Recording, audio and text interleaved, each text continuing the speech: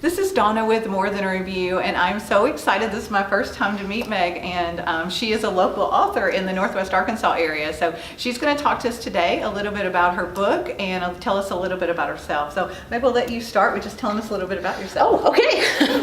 I write under the name Meg Welch Dendler. It's just my middle name is all that is. So people who knew me when I was younger can still find me. Most of my books are middle grade books.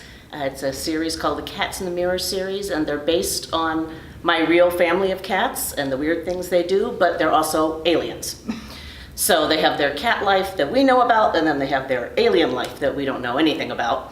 And it's probably good we don't, because they want to take over, so just as well.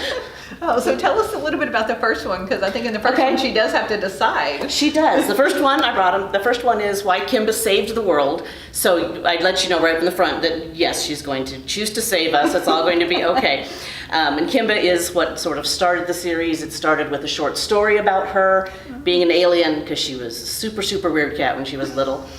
We hand raised them, her and her sister Hero. The next book is about Hero. We found them when they were a couple of days old and actually literally hand raised them, gave them bottles. Wow. And that makes cats weird because they don't really understand how to be cats. Oh. So she does all these very bizarre things. So that was where it kind of started. It was her weirdness. She's an alien.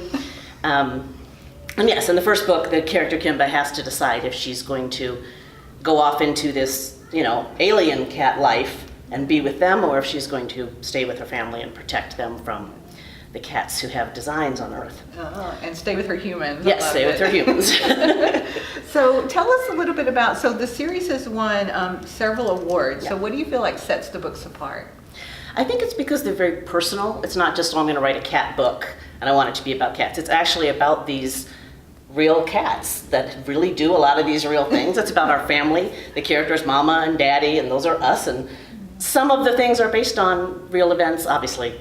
Clearly others are not. Not that I've actually ever caught them. But I think that's what makes them special, is it's real and it's part of our lives and they're real characters. And kids really love that there's pictures inside that are actually pictures of Kimba, and the pictures on the cover are actually the pictures of our cats. Oh, very good. So what age group do you feel like the books are for? The Cats in the Mirror series is for middle grade readers. So it starts about 3rd grade, goes through 8th, but now I will tell you, grandmas are my biggest market. They stop at my craft fair booths and buy things a lot. And they usually read them before they pass them on too. So it's not limited to that age group, but that's the general reading group. Yeah, very good. So tell us when you knew you wanted to be a writer. Well, I think I credit it in 5th grade. And I have actually published the book since, but I had a little book that won a contest at the University of Illinois. And now that I look back, it says Merit, award. I don't know that it was first place, but whatever. Somebody said, you've got an award, this book is great. They actually did a puppet show with the characters. It's horribly inappropriate. I could never publish it now. It is so politically incorrect of this princess and dragon and their relationship, but over the years it evolved and it became Bianca, the brave, frail, and delicate princess. And this book actually just won the Oklahoma Writers Federation Juvenile Book of the Year for 2018. Oh, goodness. Bianca won. So, and hopefully it will continue to be a series as time goes by, but I love Bianca. She's a very spunky little princess. Now, and this is middle grade? It's middle grade, maybe more starting at a 4th grade reading level. Okay. But yeah, it's still for that same younger audience. And that's what kind of triggered it, yeah? Yes. Oh, that's great. So tell us a little bit about what do you want the kids to get from the books? Is there lessons in there? Is it more entertainment, trying to get kids to read? It's definitely entertainment. When you go see something like Shrek with your kids, there's all kinds of things that are for the kids, but if you're a grown-up, there's all kinds of other things that you're going to see. The cats on the spaceships live in a very structured caste system sort of thing, and so there's a lot of whether or not they're going to break out of that and let people change roles. The cats, not people, let the cats change their roles in the world. So there's a lot more to it, but it's mostly about family and commitment and making some of those choices sometimes about who you're going to support, what you're going to do. A lot of rescuing. Obviously you have to have things going on. The 3rd book, Miss Fatty Cat's Revenge, which is most people's favorite title. Miss Fatty Cat has gotten very jealous of Kimba and Hero in her house and sort of sets up some plans to have bad things happen to them. And so there's that also, dealing with, maybe younger siblings in your house that you're not too fond of, and learning that, everybody can share the love and it's all going to be okay. And so you have book 5 coming out? I do. Book 5 is Kimba's Christmas, because if you have a series, you just really have to have a Christmas book. So that was sort of, okay, what would that look like? What would happen in that? And so Kimba has mostly ship adventures. The family goes away for Christmas. So she goes out with her ship family for Christmas and has some big adventures. Oh, very good. And so what's the most recent one, like if people wanted to go purchase one now, or where would you even have them start? If they're going to read the cat books, they'd want to read them in order. Okay. I have a little something at the beginning of each one in case you don't. Yeah. But obviously with any series, you wouldn't start Harry Potter in the middle. You start Harry Potter with the first book. Yeah. So Why Kimba Saved the World is where you'd want to start with the cat books. Yeah. And then there's the 2 dog books that are companion books. And they can be read at any point in time in the story and in either order. So Max's Wild Night and Dottie's Daring Day are both separate, but those characters are in the cat books. So they have like their own little, people wanted a dog book. Yeah. And I said, well, I have a dog. So we wrote Max's Wild Night, and And do you have that? I do have Max's Wild Night with me.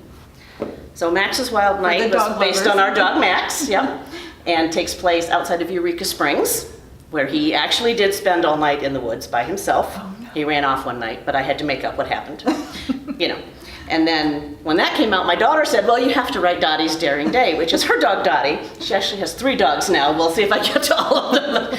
But Dottie's Daring Day is hers. And Dottie's Daring Day takes place on the Razorback Greenway and all through downtown Fayetteville, onto the campus, into the stadium.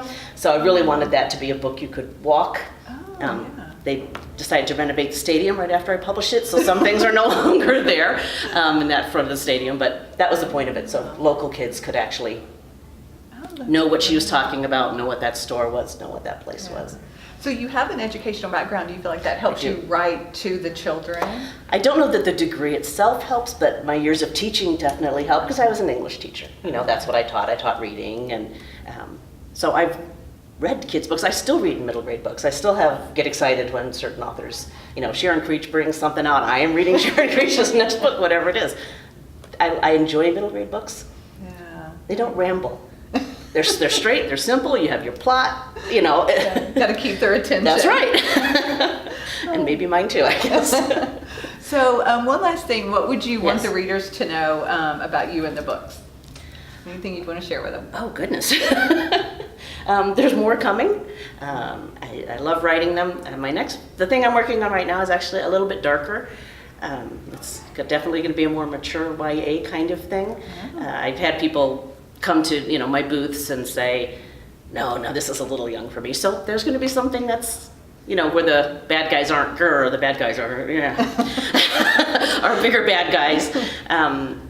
There will be more cat books over time, most definitely. Hopefully a second Bianca book, and some picture books that I'm working on also. Oh, wow. Yes. So what is something that readers might be surprised to know about you?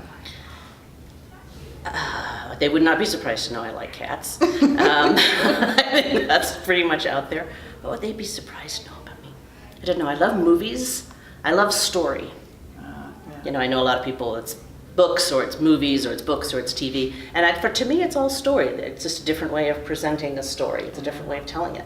So I love to see what new stories people come up with. Yeah, that's great. Yeah. Well, thank you so much for being with us. Thank you guys out there. We'll have links to the books on the website. Bye.